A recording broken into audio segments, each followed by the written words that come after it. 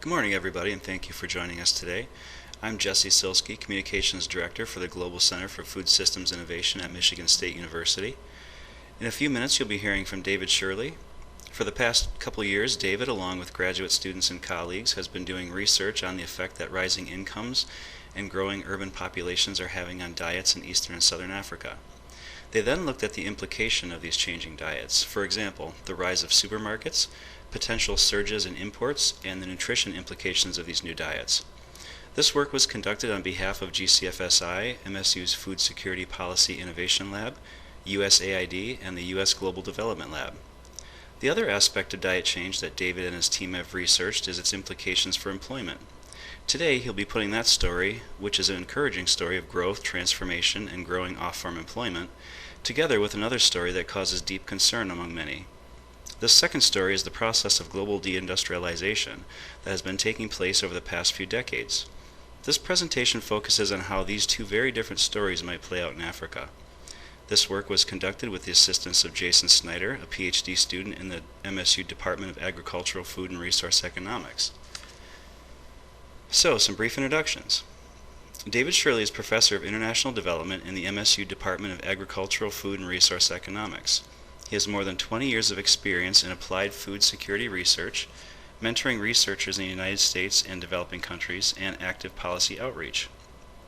A key emphasis of his work has been in food system transformation in Africa, focusing on the evolving role of modern and traditional marketing channels, priorities for public-private investment in these systems, and the environmental and human health implications of intensified production of fresh produce for growing African cities. During his career, David has done work for the USAID, the World Bank, the United Nations World Food Program, the International Fund for Agricultural Development, the Food and Agricultural Organization of the United Nations, the Bill and Melinda Gates Foundation, and the Consultative Group for International Agricultural Research System. Jason Snyder, as I mentioned earlier, is a PhD student in the MSU Department of Agricultural, Food, and Resource Economics. He is currently helping to manage a series of stacked food value chain surveys in Tanzania. The overall objective of his research is to help policymakers provide a supporting environment for robust and equitable food system development, with the general goals of supporting the local food industry and entrepreneurship, expanding employment opportunities for growing youth population, and helping to ensure food security. Jason will be joining us today from Tanzania, and barring any technical glitches, he'll help us out during the Q&A session following the presentation. David's presentation will last about 30 minutes, which should leave about 20 minutes for questions and answers. Please feel free to post them during the presentation using the Q&A tab on your webinar window. That way David and Jason will have time to prioritize their answers. If they can't answer all the questions before we run out of time, they'll do their best to follow up afterward. And lastly, we happen to be hosting the webinar in a building just a couple hundred feet from the train tracks that run through the south end of campus. So if you hear any loud shaking, it's not an earthquake, it's just Amtrak. Hopefully, we've had a couple earthquakes in Michigan this past month, so that's a bit of an anomaly. So with that, I'll give David a moment to set up, and he'll begin his presentation shortly. I'm going to be talking kind of about two stories today. One is what's become known as the African growth miracle, which many of you are very familiar with, which is this very robust growth in per capita incomes in many African countries over the past 15 years after many years of stagnation. And what that is doing in terms of the transformations it's causing in Africa's agri-food system, and I'll be talking about the employment implications of that. But then there's another story going on as well. So the first story, the African growth miracle, is a very encouraging story, obviously.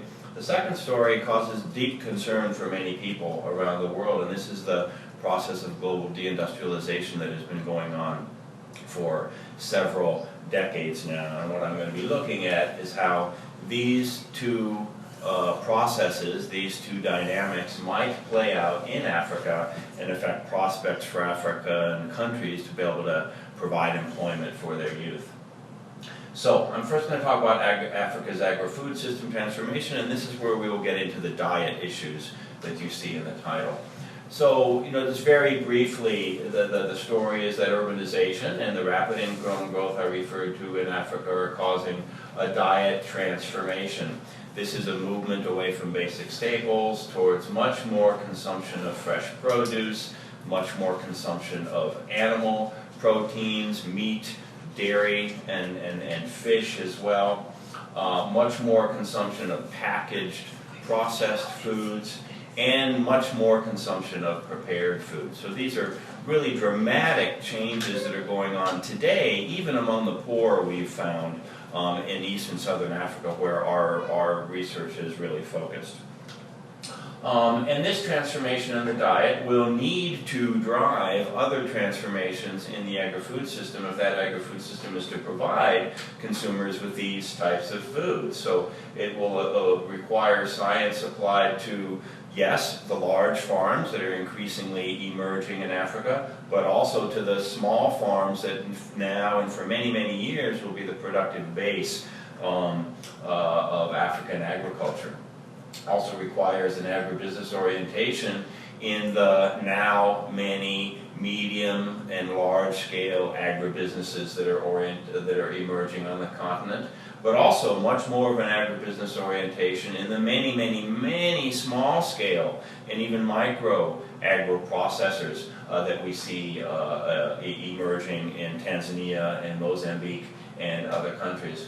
And it will require reaching consumers, yes, again, through the modern retail, which finally it does look to be growing rapidly in Africa after having grown rapidly in other areas of the world. Looks now to be growing rapidly in Africa. But just like small farms are still the productive base in Africa, traditional retail is still the retail base in Africa. So we're talking about, the need for transformation in terms of reaching consumers through modern retail and through improved traditional retail and through ties between those. So this is a very kind of 30,000-foot view of this transformation process and the impacts on diets. These are the fundamental things that are going on, and it will all be heavily influenced by public policy, by private investment, and by public investment, how these transformations unfold. Okay. Now, this diet transformation has implications for many things. It has major implications for nutrition, and there's been a lot of work on that. We are beginning some work on the nutritional implications of it. Has big implications for energy and water use. These new diets may have substantially higher energy and water footprints, and is that sustainable in an era of climate change and rising energy prices? Has implications for skill needs for people in these new jobs, for public policy. What we're going to focus on in this talk is its implications for employment. Okay? So, we did some basic projections using household level data sets from 6 countries of East and Southern Africa, and looked at current, or 2010, distribution of jobs across the agri-food system, that's the AFS, the agri-food system, and outside of the agri-food system. And then based on these diet changes, driving growth in consumption of processed foods, perishable foods, and so forth, we looked at scenarios for the evolution of jobs within and outside of the agri-food system. So you see the graph here, the green bars are 2010, the blue bars are our baseline scenario for 2040, assuming continued growth at the level and distribution that we've seen in the region over the past 15 years. And what we see here is, of course, today, the vast majority of the employment is on the farm. Over 70% of all jobs currently in East and Southern Africa are farming, both own farming and labor. Labor outside of the agri-food system is also fairly large. And what you see is a dramatic shift in this between 2010 and 2040. Large increase in the share of jobs that are entirely outside of the agri-food system, and a very substantial drop in the number of jobs on farms. I should say, a sharp drop in the share of jobs that are on farms, even though the total number of people on farms will continue to rise because of overall population increase. And of course, as I said, this depends on continued growth along the levels and of the distribution that we've seen in recent years. The next part that you see here now with the bubble around it is looking inside of the agri-food system at food manufacturing, marketing and transport, food preparation away from home. You know, those bars look quite a lot smaller than the others, and yet we see quite a lot of growth in these. So if we blow those up, then we see nearly a doubling in the amount of labor to be demanded by the food manufacturing sector in these countries.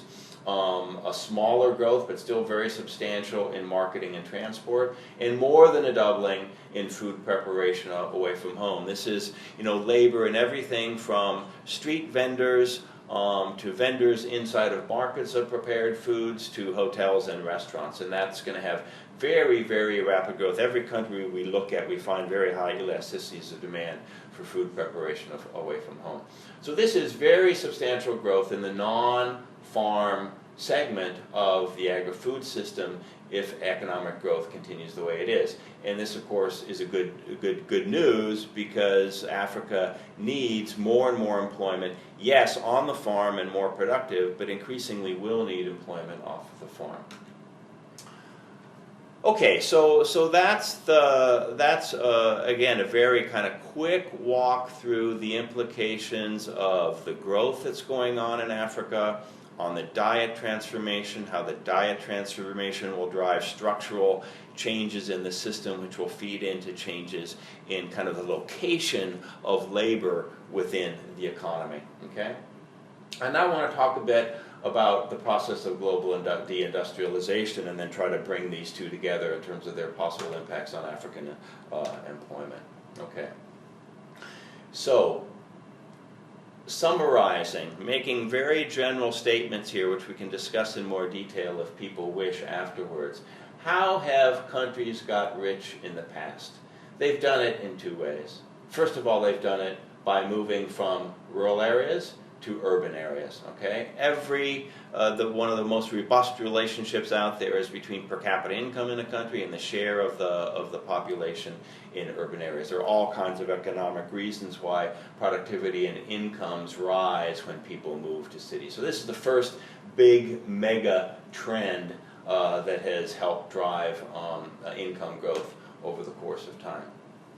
The other major way that this has happened is that in addition to moving from rural areas to urban areas, they have moved from producing agricultural products largely to producing things. This is manufacturing, okay? It started at very small scale manufacturing and then typically rises in scale over time. So movement out of rural areas into urban areas, moving out of agriculture into manufacturing, these have been extremely robust relationships associated with the remarkable rises in incomes that we saw many decades ago and century ago and more in industrialized world and over the past few decades in many of the Asian countries. Okay? So what these two processes did was to facilitate, first of all, rapid rises in labor productivity. And after all, that is the core of poverty reduction, increasing labor productivity and therefore labor earnings.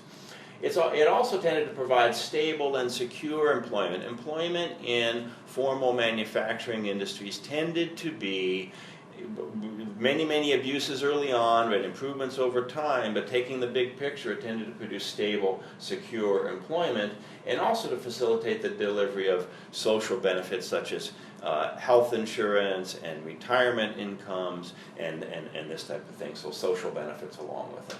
All right? So that is, very broadly speaking, the historical path to countries emerging out of poverty. What's happening today? Okay, the first thing is that there is much less labor throughout the world being absorbed into manufacturing. So this figure is borrowed from Danny Roderick, from a paper that he has done. The blue curve that you see shows that prior to 1990, countries, manufacturing tends to increase its share of the economy for a long period of time, and then to decline a bit as services take over at very high income levels. Well, countries that were reaching this peak in manufacturing shares prior to 1990 were reaching it at an income of about $12,000 per capita. This is in 1990 dollars. And about a 22% share of all employment in their economies. These are countries, the Western countries, and then some of the earlier industrializers in Asia, okay, Korea, Japan, and so forth. What's happening now? Post-1990, countries are reaching peak industrialization or peak levels of manufacturing in their economy, not at an average of about $12,000 per capita, but at an average of about $4,000 per capita. So these are at best now middle-income countries that are already peaking in the share of manufacturing in their economies. And the share in employment is peaking at a lower level as well. Okay? And this trend is continuing over time, and we think becoming more extreme over time. All right. So the question then is, what is driving this? What is driving this trend towards economies having peak manufacturing employment, much less than they would have in the past, and reaching that peak at much lower incomes, certainly not high incomes, medium incomes at best, than in the past? Well, there are three factors that are driving this. First of all is the computer revolution. We all know of Moore's law, where computing power doubles every 18 months. Well, if you just do the math, this means that it increases by a factor of 1,000 every 15 years, with the evidence suggesting that this process is continuing. So every 30 years it's 1 million. Every 45 years it's 1 billion. So in 15 years from today, in 2030, the computing power is going to be 1,000 times faster than it is today. These are kind of unimaginable levels of increase. The second is robotics, okay? We all know about this, constantly improving precision of robotics. The thing is, it's not just now putting bolts on car wheels and so forth. These things are getting into areas of services and stuff that was previously not imagined.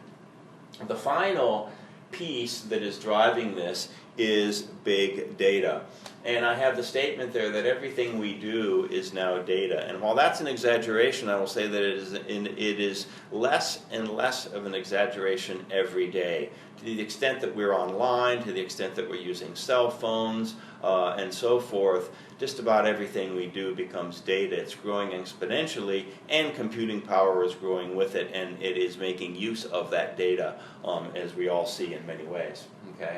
So together, these factors are driving, for you Star Wars fans, you see R2-D2, and C-3PO. The point here is, this is driving the evolution of smart machines. Let me give you just one simple example of that now, where it's pushing not just into manufacturing, but even beyond manufacturing into services. The Lowe's chain in California is rolling out testing in stores, computerized robotic shopping assistants that will hear questions, take consumers to where they need to go, show them the item, and so forth. So this is just a constant process of very, very rapid evolution.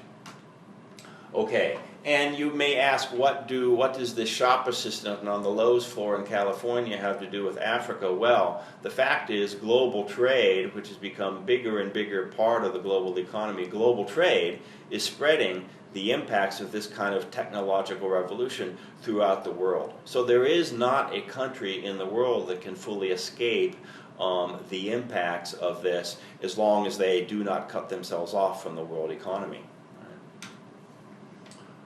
Okay, so why does this matter? Why does this big process matter? Well, first of all, African labor that's coming off of the farm now is going largely into self-employed services, okay? Large shares of the African population are in self-employed services. They're not in formal manufacturing, very little in formal manufacturing in Africa, and not that many in formal services. It's largely self-employed services in very micro enterprises, all right? So the big issues here are how to raise labor productivity in such a setting. You know, manufacturing, formal manufacturing, really provided kind of a technology elevator where technology could grow over time and thereby raise labor productivity over time and raise living standards. How do you combine technology with labor in tiny one-person or two-person or three-person enterprises? It's a more difficult problem. The second big issue, how to enhance the stability and security of employment. How do you deliver social services in such an atomized employment environment? That's also a much tougher problem. So that's the social the social benefits, and then how to enhance the stability and security of employment. You know, part of being middle class in the world is not simply having a higher income than you had in the past, but having a more secure income that provides the kind of planning horizons that people need to get on with other aspects of their life. Okay, so that's the big process of global deindustrialization. As I say, it's a very robust process. It's occurring throughout the world. We did a classification then of Latin American, African, and Asian countries based on the level of industrialization. And by the way, most of industrial output is manufacturing output. The level of industrialization that they've achieved, and then the level of growth that they've achieved in the manufacturing share in their economy over the past 20 years. And we classified them then into the successful industrializers up in the top right. These are countries that have achieved high levels of manufacturing output and whose manufacturing output continues to grow as a share of the economy. So these are the successful ones. We have the premature deindustrializers. These are countries in the bottom right. These are countries that have reached peak levels of industrialization are beginning to fall. Okay. Then we have on the left-hand side, we have the failed industrializers that have simply not reached very high levels of manufacturing output and are seeing actually the share of manufacturing in their economies fall. And in a hopeful note, the nascent industrializers who also have not achieved high levels of manufacturing output, but have seen manufacturing rising as a share of their economy. And what you see, you know, I've put red dots on all of the African countries, and with the exception of South Africa, which is one of the premature deindustrializers, okay, with the exception of that country, all of the African countries in this sample are either failed industrializers, not high levels of manufacturing output, and it's actually declining as a share of the economy, or nascent industrializers. And so the big question for them is manufacturing going to be able to continue to play a role in absorbing substantial shares of their youth that are coming into the labor market, raising their labor productivity over time, thus contributing to increasing incomes and to overall economic transformation. And the message here is that while there are a lot of very positive things going on in Africa, the African growth miracle is real. It is having big impacts. We are seeing house labor coming off of the farm in a relative sense in Africa. We are seeing them moving to some extent into food manufacturing and post-farm segments of the system and just non-agri-food system segments of the system. But to what extent are they going to be able to enter into formal manufacturing employment and the kind of stability and the growing productivity and growing wages that drives? I think the message from the global deindustrialization literature is that this is going to be a much tougher problem for these latecomers, the failed industrializers and the nascent industrializers, than it was for those that came to the table 150 years ago or 50 years ago. It's going to be a much tougher problem for these African countries now. So, going forward, African youth are going to find employment somewhere because they have to find employment to survive, okay? But to produce positive, a stable, remunerative employment that provides for increasing standards of living over time, and to design policies and programs to do that. We need a much better understanding of how these dynamics are going to play out in different countries over the next 10 or 20 years. So we are really, this whole area of global deindustrialization is, the implications of it are only now beginning to be thought about for developing countries. I will close with an observation on what we call the meso paradox. And this is the idea that countries or regions within countries or continents, okay, that are in most need of making investments in infrastructure, both hard and soft infrastructure, such as education and institutions, capacity building, and so forth. Those that are in the most need for these types of investments to employ their youth have the least capacity to make the investments, the least fiscal revenue, the least overall income to make these types of investments. And global deindustrialization is going to make it harder for them to do this over time. There are a number of reasons for that, which we can talk about in the question and answer session. So, continued, and I dare say, increased external resources in transfers, but I think under new models are going to be crucial complement to help this happen, to complement the enabling environment that we hope is positive in these countries to spur employment growth and improve standards of living over time. So on that note, I will stop. Thank you very much. Thank you, David. Appreciate all that. We'll give David just a minute to sort of regroup, and if anybody wants to ask questions in the Q&A field, now would be the time. Stephanie White of GCFSI asked this question. I will read it for you. In the past, many cities relied on rather heavy-handed ways of growing or developing, for example, slavery, and an accumulation or concentration of resources extracted from other countries. I don't think that same path is available to most countries that have yet to urbanize. This may indicate that many cities will urbanize with large populations that are very poor and in a context of scarce resources. It doesn't look like this changed political environment is accounted for in your projections, and I wonder if that consideration might change projections. So that's a good question from Stephanie.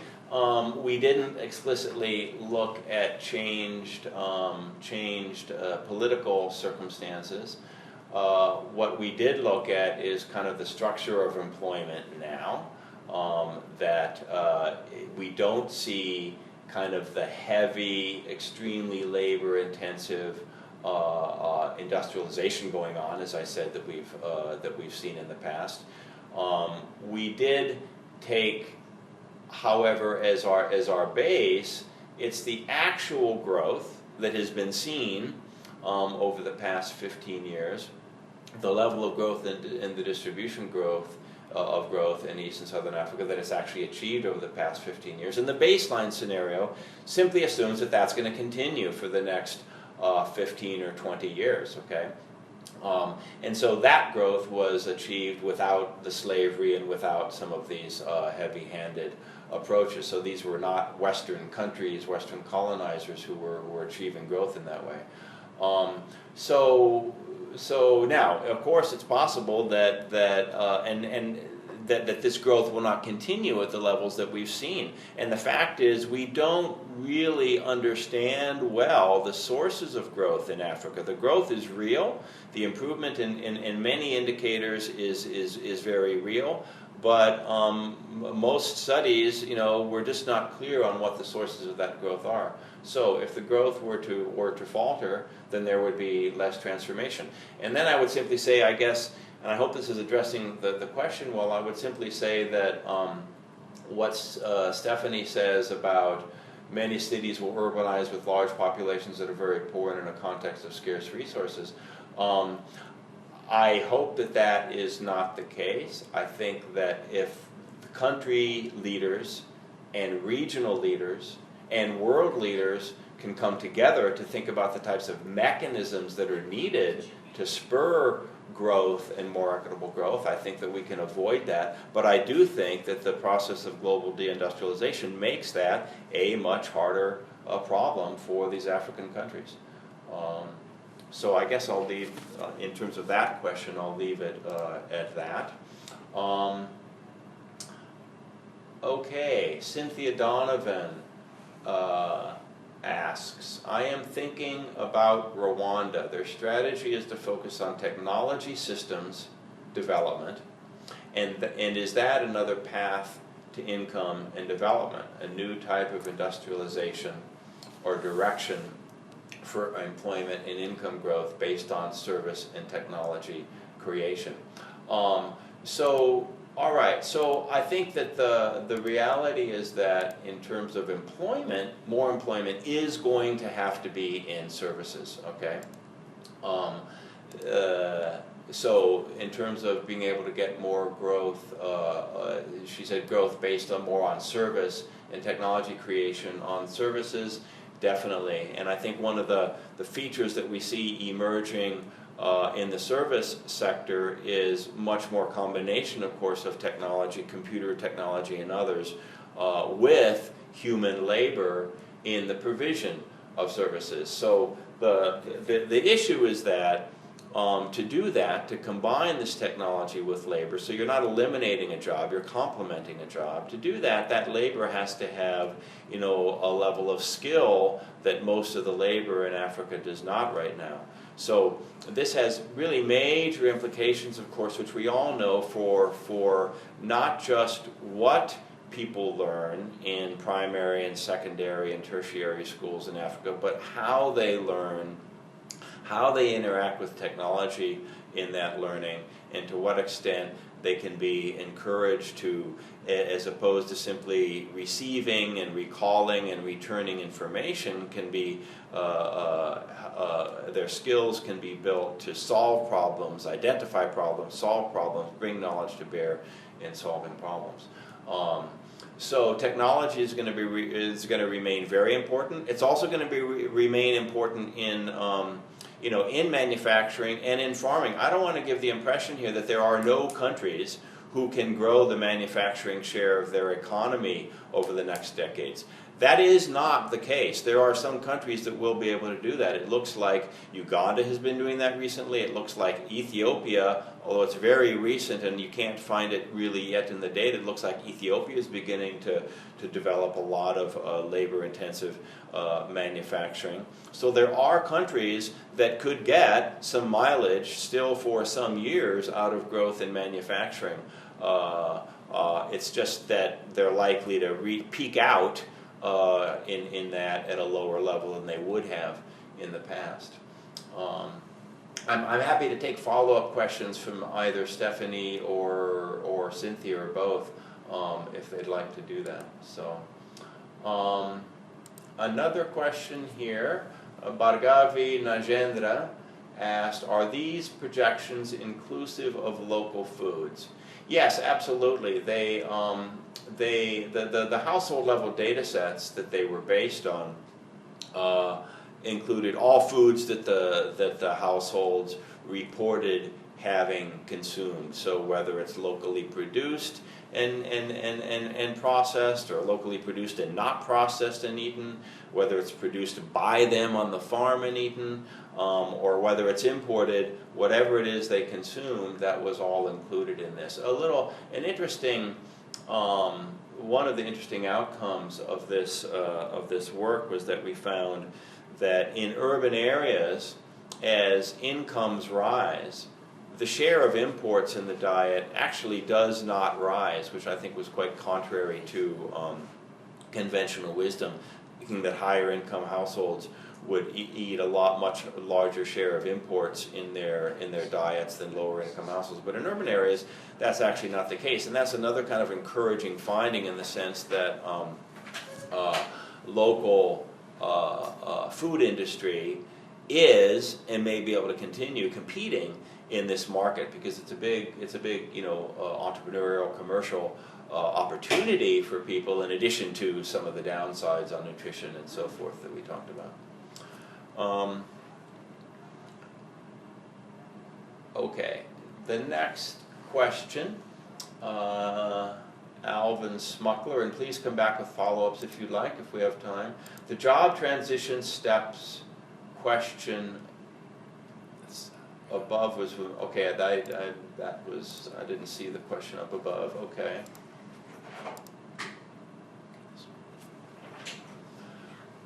Okay, Ariane Campbell asks, from my colleague Abdul Karim, I think the global deindustrialization could rather be an opportunity.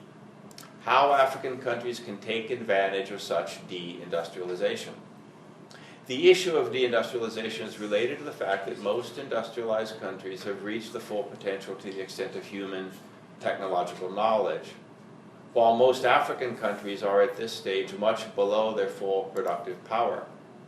In addition, science and technology, and in the future the energy revolution, will bring a strong opportunity for most developing countries. These are very good points. So I would come back to a couple things. One is, just repeating again, we're not saying that no African countries can get any mileage out of growth in manufacturing over the next 1 or 2 or 3 decades. We think some of them are likely to get some mileage out of it. We do, however, think that simply because of the combination of these the emergence of these technologies that I talked about before, and the impact that that has on the costs of production, and the impact that that has on the relative cost of labor, it's going to be much harder for labor to find employment in manufacturing over time. So, yes, African countries, through proper training of their workforce, through proper policies for investment, can continue to get some mileage out of growth in manufacturing, but it's not, all indications are that it's not going to reach the levels that it reached in earlier decades for Asian countries, prior to that some Latin American countries, and prior to that the Western countries. The point about the energy revolution, yes, I'm not an expert in that, but what we do know that, for example, solar technology, the price of energy from solar technology has fallen by a factor of something like 10 or more over the past decade, and is now very competitive with other forms of energy in many places, and is becoming scalable, and they're talking about a solar energy revolution in Africa. So yes, this is a fantastic, tremendous opportunity, which I'm sure that others have thought about. I have not thought about in any analytical way yet. But I guess the broader point, which Abdul Karim makes well, is that there are a number of factors at work. The global deindustrialization, I think, on balance, is a very tough problem for Africa, but there are other positive things going on as well. Okay, thanks again, Dave. Are there any other questions coming in? We don't see any others on our end.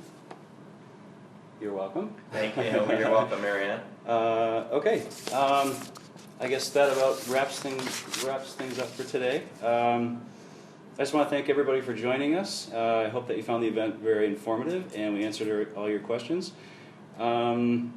I want to thank David and Jason for all their hard work and expertise and for taking the time to share that with us today. David, one more question. Well, before we sign off, we did get one last question. Okay. This is from Bhargavi Najendra. Are you planning to continue this study in other countries like India? So we are going to continue to look at this first question that I talked about in the presentation today, the impacts of agri-food system transformation and diet change on employment. We are going to continue to look at that in more detail. At this point, more focused on Africa, I have to say. We would consider India, depending on the collaborators that we have, and if there are analytical collaborators in Asia who want to work with us on this, then we could do that. The global deindustrialization story is a story that, to be honest, I've come to recently and have just begun to think through its implications for Africa. And so my personal focus has been primarily on Africa, and I very much intend to continue to pursue that issue there. But again, our group, the Food Security Policy Innovation Lab and the Global Center for Food System Innovation, work not just in Africa, but in India. A number of people in our group, Tom Reardon is a key collaborator with us and has great expertise in Asia. And so we could be doing some of this work in Asia as well, depending on the collaborators that we have. Okay, thanks again, everybody. Have a great day or evening, morning, wherever you might be logging in from. Take care.